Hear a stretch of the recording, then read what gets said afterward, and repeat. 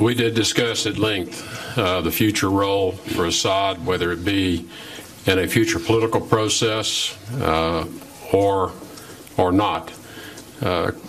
Clearly, our view is that the reign of the Assad family is coming to an end. And they have, again, brought this on themselves with their conduct of the war these past few years.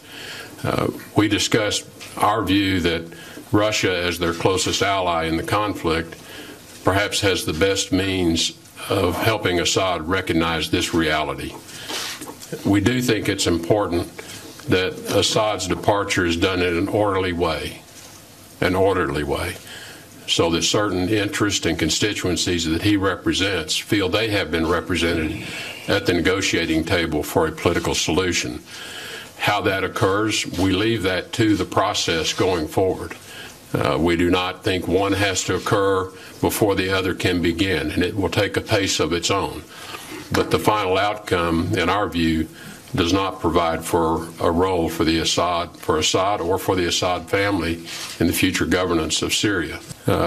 When cyber tools are used to interfere with the internal decisions among countries as to how their elections are conducted, that is one use of cyber tools. Cyber tools to disrupt weapons programs, that's another use of the tools. And I make a distinction between those two. Clearly, this is an issue that has emerged in our time, for which we have yet, as an international community, come to some conclusion around how we want to respond to that. And so there will be further discussions, and it is on the agenda, and it is in the agenda that Foreign Minister Lavrov passed to me for us to have further discussions in the future. I think as to the question of the interference with the election, that is fairly well established in the United States, and I think that has been spoken to on the Hill as well with the Congress, and it is a serious issue.